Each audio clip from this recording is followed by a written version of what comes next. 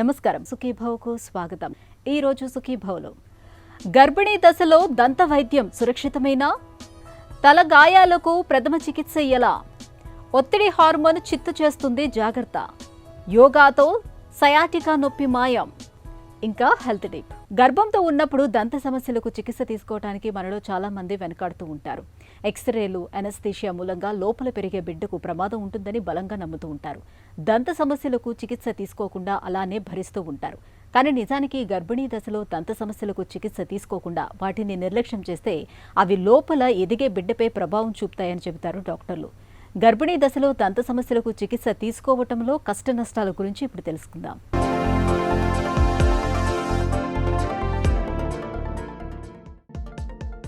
తల్లి గర్భంలో నవమాసాల పాటు ఒక కొత్త ప్రాణం పండంటి శిల్పంలా రూపుదిద్దుకోవటం ప్రకృతిలోని ఒక అద్భుతమైన పరిణామం.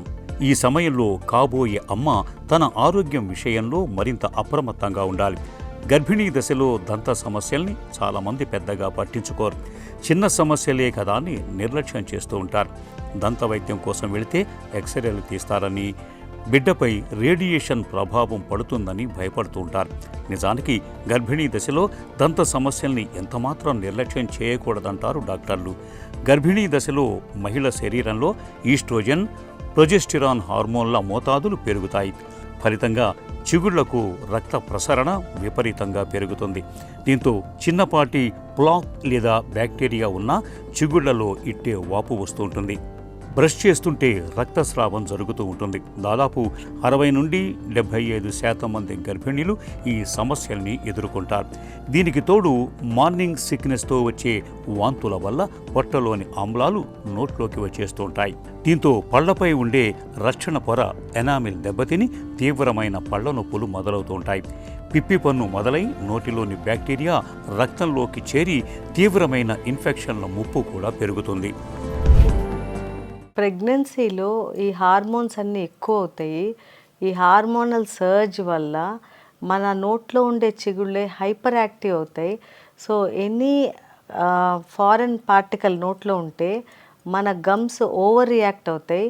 ఇన్ఫ్లమేషన్ కూడా ఎక్కువ జరుగుతూ ఉంటుంది. సో ఈ hyper active gums more inflammation cause చేసి నార్మల్ వాళ్ళకన్నా కూడా ఎక్కువ ఇన్ఫ్లమేషన్ ఉండి బ్లీడింగ్ అనేది జరుగుతూ ఉంటుంది.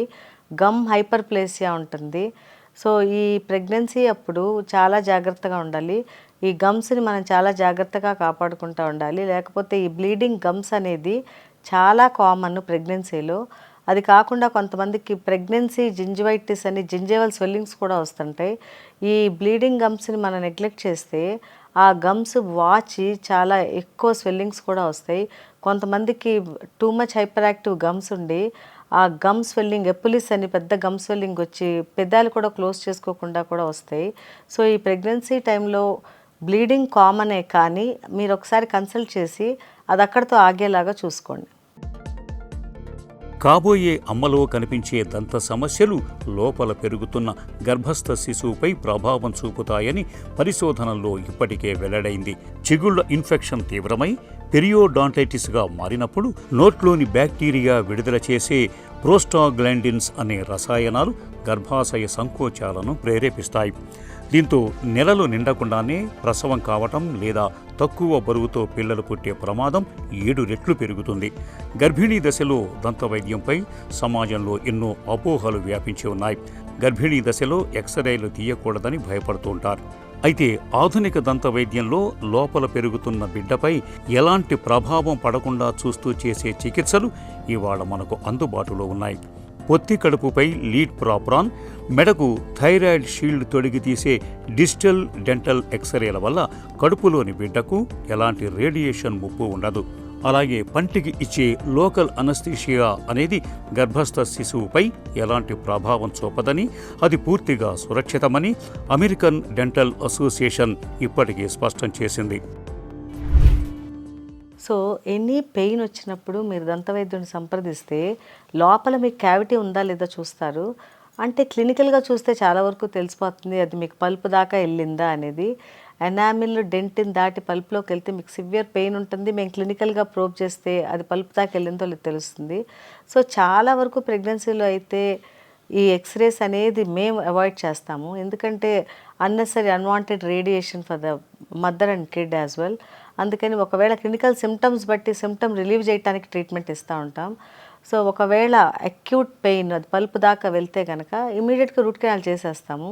ఎందుకంటే మళ్ళీ నెగ్లెక్ట్ చేసి అది మనం ఇంకా డిలే అయ్యే కొద్ది ఇబ్బంది అవుతూ ఉంటుంది.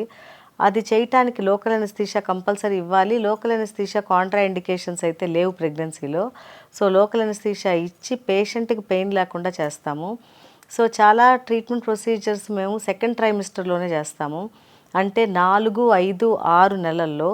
ఫస్ట్ ట్రైమిస్టర్ అంటే 1 to 3 months, సెకండ్ ఏంటంటే 4th, 5th, 6th, తర్వాత 7th, 8th, 9th third trimester అంటాము. ఎనీ యాక్టివ్ ట్రీట్మెంట్ చేయాలంటే మేము సెకండ్ ట్రైమిస్టర్ ప్లాన్ చేస్తాము. సో ఫస్ట్ ట్రైమిస్టర్లో యూజువల్గా వాళ్ళకి రిగర్జిటేషన్స్, వామిటింగ్ సెన్సేషన్స్ అట్లాంటివన్నీ ఉంటాయి.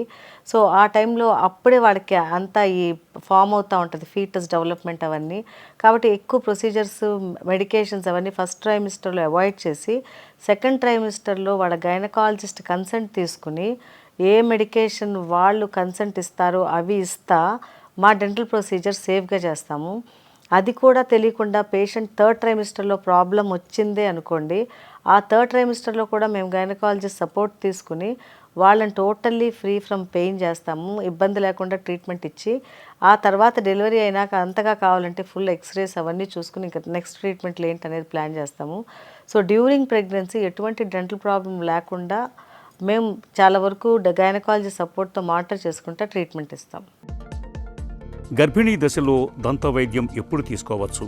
ఈ ప్రశ్నకు రెండో త్రైమాసికం అంటే 14 నుంచి 28 వారాల్ని అత్యంత సురక్షితమైన, అనుకూలమైన సమయంగా చెబుతారు డాక్టర్లు. మొదటి 3 నెలల్లో బిడ్డ అవయవాలు రూపుదిద్దుకుంటాయి. చివరి 3 నెలల్లో గర్భిణి డెంటల్ చైర్పై ఎక్కువసేపు వెల్లకిలా పడుకోవటం కష్టంగా ఉంటుంది. అంతేకాదు, అలా పడుకోవటం వల్ల తల్లిలోని ప్రధాన రక్తనాళంపై ఒత్తిడి పడుతుంది. అందుకే రెండో త్రైమాసికంలో దంతాల్ని శుభ్రం చేయించుకోవటం, పిప్పి పళ్లకు ఫిల్లింగ్ చేయటం, అత్యవసరమైతే రూట్ కెనాల్ థెరపీ లేదా పన్ను తొలగించటం వంటి సర్జికల్ చికిత్సల్ని నిరభ్యంతరంగా చేయించుకోవచ్చు. అత్యవసర పరిస్థితి వస్తే ఏ త్రైమాసికంలోనైనా సరైన భద్రతా ప్రమాణాలతో దంతవైద్యం అందించవచ్చు. పంటి ఇన్ఫెక్షన్ వల్ల వచ్చే మానసిక ఒత్తిడి, నొప్పి పెయిన్ కిల్లర్స్ వాడటం కంటే సరైన సమయంలో డెంటిస్ట్ చేత చికిత్స చేయించుకోవటమే తల్లికి బిడ్డకు రక్ష. ప్రెగ్నెన్సీలో జాగ్రత్తల కన్నా ప్రెగ్నెన్సీ రాకముందు జాగ్రత్తలు ఎక్కువ తీసుకోండి. ప్రెగ్నెన్సీ రాకముందు ఒకసారి మీ నోరు ఎలా ఉందో మీకు తెలీదు, మీరు ఒకసారి దంతవైద్యుని సంప్రదించండి. ఎనీ విజ్డమ్ టీత్ ఉన్నాయి అనుకోండి, అవి వాళ్ళు అప్పుడే తీసేస్తారు. ఒకసారి ప్రెగ్నెన్సీ వచ్చినాక విజ్డమ్ టీత్ తీయాలంటే అదొక సర్జికల్ ప్రొసీజర్. అది కొన్ని టీత్ డీప్గా ఉంటాయి, వాటికి కొంచెం ఎక్కువ టైం పట్టొచ్చు. So any wisdom teeth unwanted and unusual పొజిషన్స్లో ఉంటే మీరు before you plan for pregnancy అవి ఎక్స్ట్రాక్షన్ చేయించేసుకోండి. అలా కాకుండా విజ్డమ్ టీత్ అన్ని ఎరప్ట్ అయిపోయి నార్మల్గా ఉంటే మాత్రం అది తీర్చుకోవాల్సిన అవసరం లేదు. సెకండ్, ఎనీ క్యావిటీస్ ఎనామిల్ డెంటింగ్లో ఉంటే ఫిల్ చేయించేసుకోండి. ఒకవేళ పల్పు దాకా వెళ్తే ముందే రూట్ కెనాల్ చేయించేసుకుని క్రౌన్స్ వేసుకోండి. సో అవన్నీ మీరు బిఫోర్ ప్రెగ్నెన్సీ తీసుకుంటే చాలా మంచిది. బిఫోర్ ప్రెగ్నెన్సీ ఒకసారి కంప్లీట్ ఓరల్ ప్రొఫిలాక్సిస్ కూడా చేయించేసుకోండి. తర్వాత డ్యూరింగ్ ప్రెగ్నెన్సీకి వద్దాము. ప్రెగ్నెన్సీలో మీరు ఫస్ట్ ట్వైస్ బ్రషింగ్ అనేది కంపల్సరీ చేయాలి. ఇన్ బిట్వీన్ బ్రషింగ్ మీరు ఏ ఫుడ్ తీసుకున్నా కూడా ఎక్కువ ఫ్రూట్స్ తీసుకోండి. దానివల్ల ఎక్కువ సలైవేషన్ ఫామ్ అయ్యి మీకు బ్లీడింగ్ గమ్స్ చాలా వరకు తగ్గుతాయి. తర్వాత ఒకసారి మీకు ఏమన్నా బ్లీడింగ్ గమ్స్ ఉంటే మాత్రం దాన్ని క్లీన్ చేయించేసుకోండి. గమ్స్ అంతా నీట్గా క్లీనింగ్ అయినాక మీకు వాళ్ళు గమ్ మసాజ్ అనేది ఇస్తాము. గమ్ మసాజ్ చేస్తూ ఉంటే మళ్ళీ గమ్స్ స్వోలన్గా ఉండవు, ఫైబ్రస్గా ఫర్మ్గా తయారవుతాయి. చాలామంది మా గమ్స్ ఎర్రగా చూడటానికి ప్రెగ్నెన్సీలో చాలా బాగున్నాయి అని చెప్తుంటారు. బట్ గమ్ కలర్ ఎప్పుడు పేల్ పింక్ ఫర్మ్గా ఉండాలి. కానీ ప్రెగ్నెన్సీలో అవి రెడ్గా అయిపోయి టచ్ చేస్తే బ్లీడింగ్ అయ్యి అట్లా ఉంటాయి స్వోలెన్. సో అలా ఉంటే మాత్రం మీకు జింజివైటిస్ ఉన్నట్టు. ఒకసారి వెళ్ళి మీరు ప్రాపర్గా స్కేలింగ్ చేయించుకున్నట్టయితే మీ గమ్స్ మన నార్మల్ వస్తాయి, ప్రొవైడెడ్ మీరు మంచిగా మసాజ్ చేసుకుంటే. తర్వాత ఏదన్నా ఇన్ఫెక్షన్ మీకు అనిపిస్తున్నప్పుడు మీరు వెంటనే, కొంతమందికి నోట్లో అల్సర్స్ అట్లాంటివి కూడా ప్రెగ్నెన్సీలో వస్తుంటాయి, అవి కూడా చూస్తే వాళ్ళు సూతింగ్ ఏజెంట్స్ అవి ఇస్తారు. ఎందుకంటే ఈ అల్సర్స్ వల్ల చాలామంది న్యూట్రిషన్ తీసుకోకుండా ఇబ్బంది పడుతూ ఉంటారు. కాబట్టి డ్యూరింగ్ ప్రెగ్నెన్సీ ఎటువంటి ప్రాబ్లం వచ్చినా మీకు మీరే చేసుకోకుండా ఒకసారి దంతవైద్యుడిని సంప్రదిస్తే వాళ్ళు మిమ్మల్ని చెక్ చేసి మీకు ఎటువంటి ఇబ్బంది లేకుండా ట్రీట్మెంట్ చేస్తారు. గర్భిణీ దశలో దంత సంరక్షణ విషయంలో ముందు నుంచి తగిన జాగ్రత్తలు తీసుకోవాలి. గర్భం దాల్చడానికి ప్రణాళిక వేసుకుంటున్నప్పుడే ఒకసారి దంత వైద్యుడిని సంప్రదించి నోటి పరీక్ష చేయించుకోవటం మేలు. గర్భంతో ఉన్నప్పుడు రోజుకు 2 సార్లు మెత్తని బ్రష్తో ఫ్లోరైడ్ టూత్పేస్ట్ ఉపయోగించి పళ్ళు తోముకోవాలి. మొదటి త్రైమాసికంలో వాంతులు అయిన వెంటనే బ్రష్ చేయకుండా కేవలం మంచినీళ్లతో నోరు పొక్కిలించాలి. ఎందుకంటే ఆమ్లాల వల్ల ఎనామిల్ మెత్తబడి ఉంటుంది. ఇలాంటప్పుడు బ్రష్ చేస్తే పళ్ళు త్వరగా అరిగిపోతాయి. ఇక స్వీట్లు, ప్రాసెస్ చేసిన తినుబండారాలకు దూరంగా ఉండాలి. కాల్షియం, విటమిన్ సి పుష్కలంగా లభించే పౌష్టికాహారం తీసుకోవాలి. ఈ జాగ్రత్తలు గర్భిణీ దశలో దంతాల్ని చక్కటి ఆరోగ్యంతో ఉంచుతాయి. తలకు తగిలే దెబ్బలు, గాయాల విషయంలో కొంచెం అశ్రద్ధ చూపించినా కొన్ని సందర్భాల్లో అది ఏకంగా ప్రాణాపాయానికే దారితీస్తూ ఉంటుంది.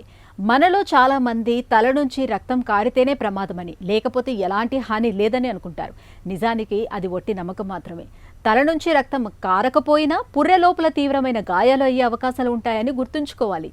తలకు దెబ్బలు తగిలి గాయాలైనప్పుడు ఆసుపత్రికి వెళ్లే లోపు ప్రథమ చికిత్సగా ఏం చేయాలో, ఎలాంటి జాగ్రత్తలు తీసుకోవాలో ఇప్పుడు తెలుసుకుందాం. తలకు తగిలే గాయాలను 3 రకాలుగా చెప్పుకోవచ్చు. తేలికపాటి గాయాలు తగిలినప్పుడు బాధితులు స్పృహలోనే ఉంటారు. అయితే తమకు ఏం జరిగిందో, ఏం జరుగుతోందో చెప్పలేని గందరగోళంలో ఉంటారు. తీవ్రమైన తలనొప్పి, జ్ఞాపక శక్తికి, ప్రవర్తనకు సంబంధించిన సమస్యలు కనిపిస్తుంటాయి. ఒక మాదిరిగా దెబ్బలు తగిలినప్పుడు క్షతగాత్రులు మగతగా ఉంటారు. కళ్ళు తెరవడానికి ప్రయత్నిస్తారు. మెదడులో వాపు లేదా రక్తస్రావం వల్ల నిద్రమత్తుగా ఉంటుంది. తలకు తీవ్రస్థాయిలో దెబ్బలు తగిలినప్పుడు కళ్ళు తెరవలేరు, కోమాలోకి వెళ్తారు. తలకు గాయమైన వారికి జాగ్రత్తగా ప్రథమ చికిత్స చేయాలి. ముందుగా ABC పద్ధతిలో ప్రథమ చికిత్సను అందించడానికి ప్రయత్నించాలి.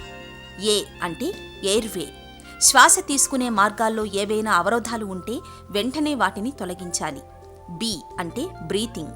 తలకు దెబ్బ తగిలిన వ్యక్తి శ్వాస తీరును గమనించాలి.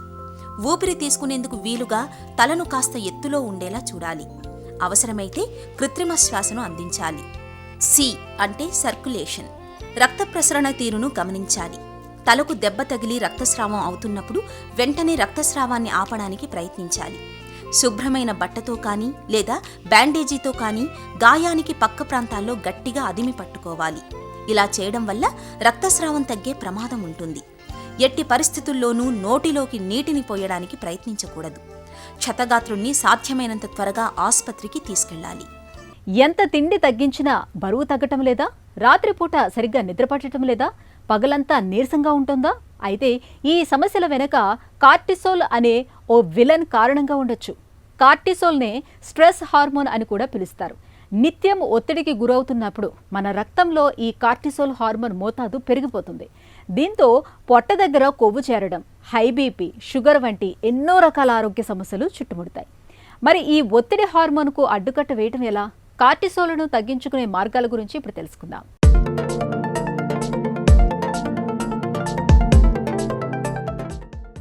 కార్టిసాల్, దీన్నే స్ట్రెస్ లేదా ఒత్తిడి హార్మోన్ అని కూడా పిలుస్తారు.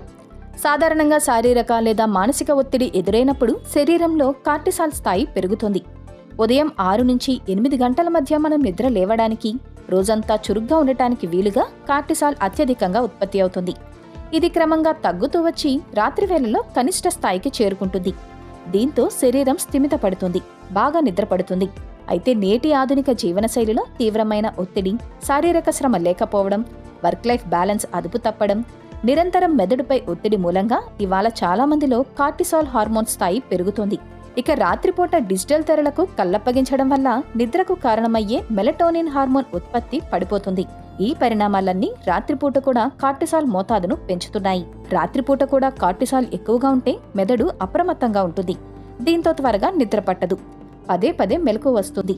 ఆందోళన, డిప్రెషన్, అధిక రక్తపోటు, మధుమేహం, ఊబకాయం, రోగనిరోధక శక్తి తగ్గడం, ఎముకల బలహీనత, కండరాల బలహీనత వంటి సమస్యలు కూడా రావచ్చు. దీర్ఘకాలికంగా కార్టిసాల్ స్థాయిలు ఎక్కువగా ఉంటే ఆకలి పెరుగుతోంది. తీపి, కొవ్వు పదార్థాలు తినాలనే కోరిక ఎక్కువవుతుంది. ఇది శరీరంలో పొట్ట భాగంలో కొవ్వు పేరుకుపోయేలా చేస్తుంది. ఈ నేపథ్యంలో రక్తంలో కార్టిసాల్ మోతాదును తగ్గించుకునేందుకు రోజువారీ నిద్రవేళలను క్రమబద్ధీకరించుకోవాలి. ఒత్తిడిని నియంత్రించుకోవడాన్ని అలవాటు చేసుకోవాలి. సమతులాహారం తీసుకోవాలి. టీ, కాఫీ, ఆల్కహాల్ వినియోగాన్ని తగ్గించాలి. రాత్రిపూట స్క్రీన్ సమయాన్ని తగ్గించాలి. రోజు ఒకే సమయానికి నిద్రపోవడం, లేవడం అలవాటు చేసుకోవాలి. మితమైన వ్యాయామం, పోషకాలు ఉన్న ఆహారాన్ని తీసుకోవాలి. అనవసరమైన విషయాలకు ఒత్తిడికి గురవ్వకూడదు. కార్టిసాల్ మోతాదు మరీ ఎక్కువగా ఉన్నప్పుడు వెంటనే వైద్యులను సంప్రదించాలి. నడుము నొప్పి బాధలు మనందరికీ అనుభవమే. అయితే నడుము నొప్పితో పాటు మనలో కొంతమందికి నడుస్తున్నప్పుడల్లా భరించలేనంతగా బాధ కలుగుతూ ఉంటుంది. కాలి పిక్కల నుంచి మొదలై పిరుదుల గుండా వీపులోకి నొప్పి పాకుతూ ఉంటుంది. ఈ రకమైన సమస్యను సయాటికాగా పిలుస్తారు డాక్టర్లు. వీపు నుంచి పాదంలోకి వెళ్లే సయాటిక నరం ఒత్తిడికి గురైనప్పుడు సయాటిక బాధలు వేధిస్తూ ఉంటాయి. తీవ్రమైన నొప్పితో వేధించే సయాటికాకు యోగాసనాలు ఒక చక్కటి పరిష్కారంగా చెప్తారు నిపుణులు. సయాటికా బాధల్ని తగ్గించే యోగాసనాలు, వాటి సాధనలో మెలకువల గురించి ఇప్పుడు తెలుసుకుందాం.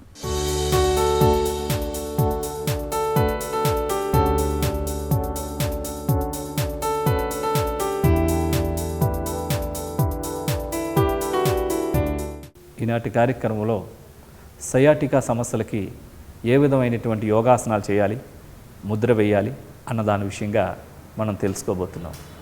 ఈ సయాటికా నొప్పి అనేటటువంటిది చాలా విపరీతంగా బాధిస్తూ ఉంటుంది. ఈ బాధ భరించలేనటువంటి బాధగా దైనందిక జీవితంలో ఎటువంటి పనులు చేసుకోలేక చాలా బాధపడుతూ ఉంటారు. కూర్చుంటే నొప్పి, నిల్చుంటే నొప్పి, నడిస్తే నొప్పి, అది నడువు నొప్పి, కాలంతా కూడా వెనకాతల నరవంతా లాగేడు, బాధ, భరించరానటువంటి దుఃఖం, విరక్తి కలుగజేస్తూ ఉంటుంది. కానీ కొన్ని పర్టికులర్ పోస్చర్స్ చేసినట్లయితే ఆ నరం పైన, సయాటికా నరం పైన ఒత్తిడి కలిగించేటటువంటి దాని నుంచే సయాటికా నొప్పి ఏర్పడుతుంది. కాబట్టి కొన్ని పోస్చర్స్ ద్వారా విముక్తి కలగడం ద్వారా ఆ నరం ఫ్రీ అయిపోవడం ద్వారా మరలా ఇమ్మీడియట్లీ ఆ నొప్పి తొలగిపోతూ ఉంటుంది. దాంట్లో భాగంగా ఈరోజు మనం చేయబోతున్నాం శలభాసనం, మార్జాలాసనం మరియు వాయుముద్ర. ఇవి చాలా అద్భుతంగా పనిచేస్తాయి. వీటిని 2 నుంచి 3 రోజుల పాటు చేసి చూడండి, మీకే తెలుస్తుంది. ఇప్పుడు వాటిని ఏ విధంగా చేయాలో చేసి చూద్దాం. ముందుగా దండాసన భంగిమకి రావాలి, ప్రశాంతాసనానికి రావాలి. ప్రశాంతాసనం నుంచి ప్రోన్ పోస్చర్కి రావాలి, బోర్లా తిరిగి పడుకోవాలి. ఇప్పుడు 2 చేతుల్ని తొడల కింద ఉంచుకోవాలి. హెడ్ స్ట్రైట్గా ఉంటుంది, గడ్డం నేల మీద తాకుతున్న విధంగా ఉంటుంది. ఈ స్థితిలో 2 కాళ్ళని పైకి లేపాలి. స్లోగా ఎంత వీలైతే అంత కాళ్ళని స్ట్రైట్గా పైకి లేపి ఉంచాలి. 1 2 3 4 5 6 7 8 9 10 11 12 13 14 15. ఇప్పుడు 2 కాళ్ళని కిందకి దించాలి.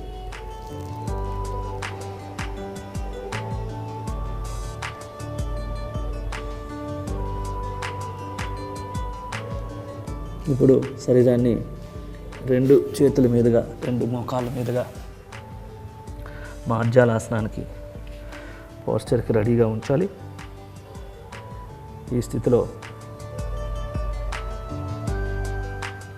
లెఫ్ట్ హ్యాండ్ని బ్రేక్ చేస్తూ శరీరాన్ని బ్యాలెన్స్ చేస్తూ రైట్ లెగ్ని కూడా స్ట్రైట్గా తీసుకొని రావాలి. 1 2 3 4 5 6 7 8 9 10 11 12 13 14 15. ఇప్పుడు ఎడమ చేతిని, కుడి కాల్ని కిందకి తీసుకొని రావాలి. ఇప్పుడు అదేవిధంగా కుడి చేతిని పైకి రేట్ చేస్తూ కుడి కాల్ని, ఎడమ కాల్ని కూడా స్ట్రైట్గా తీసుకొని రావాలి. 1 2 3, 4, 5, 6, 7, 8, 9, 10, 11, 12, 13, 14, 15. ఇప్పుడు కుడి చేతిని ఎడం కాలుని కిందకి తీసుకొని రావాలి. ఇప్పుడు అట్లనే వజ్రాసన భంగంకి రావాలి. వాయు ముద్ర. వజ్రాసనంలో కానీ పద్మాసనంలో కానీ వీలు లేకుంటే కుర్చీలో కూడా చేసుకోవచ్చు. అరచేతులు రెండు తొడల పైన ఆకాశం వైపు చూస్తున్న విధంగా ఉంచాలి. ఈ స్థితిలో చూపుడు వేలును ఫోల్డ్ చేస్తూ బొటన వేలు కింద ఉంచాలి. మిగిలిన 3 వేళ్ళు స్ట్రైట్గా ఉంటాయి. ఈ స్థితిలో కళ్ళు మూసుకొని ప్రాణిక్ బ్రీతింగ్ చేయాలి. పూరక, కుంభక, రేచక, శూన్యక నియమాలు నిష్పత్తులను పాటిస్తూ ప్రాణాయామం చేయాలి.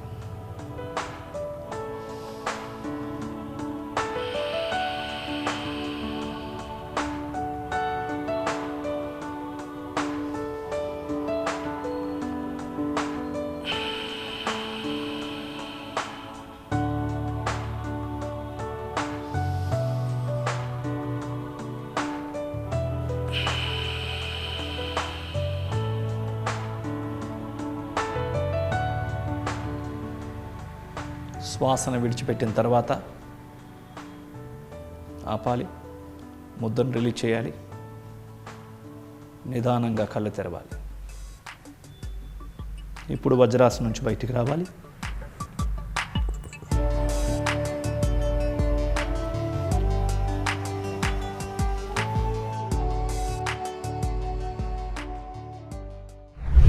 చూసారు కదండి, ఈ శలభాసనాన్ని 2 కాళ్ళతో ఒకవేళ చేయలేకపోతే నొప్పి అనిపిస్తే ఒక్కొక్క కాలుతో చేయండి.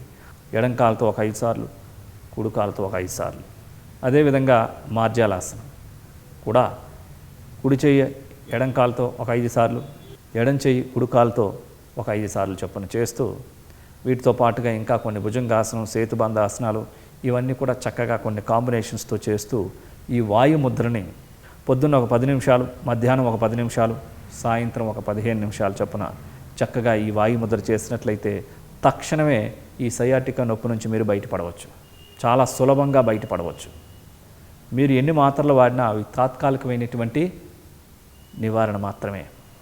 కానీ ఆ యొక్క నర్వస్ సిస్టమ్ను మొత్తం సెట్ చేసేటటువంటిది కొన్ని ప్రత్యేకమైన ఆసనాలు ఇంకా ఉన్నాయి.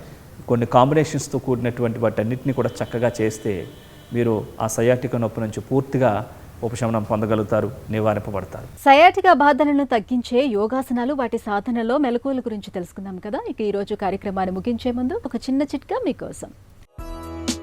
భోజనం చేసిన తర్వాత అకస్మాత్తుగా రక్తంలో గ్లూకోజ్ పెరుగుతున్నప్పుడు ఎండబెట్టిన కరివేపాకు పొడి, దాల్చిన చెక్క పొడిని సమాన భాగాలుగా కలిపి భోజనానికి 1/2 గంట ముందు 1/2 టీ స్పూన్ చొప్పున తీసుకోవటాన్ని అలవాటు చేసుకోండి. తిన్న తర్వాత రక్తంలో గ్లూకోజ్ స్థాయిలు స్థిరంగా ఉంటాయి.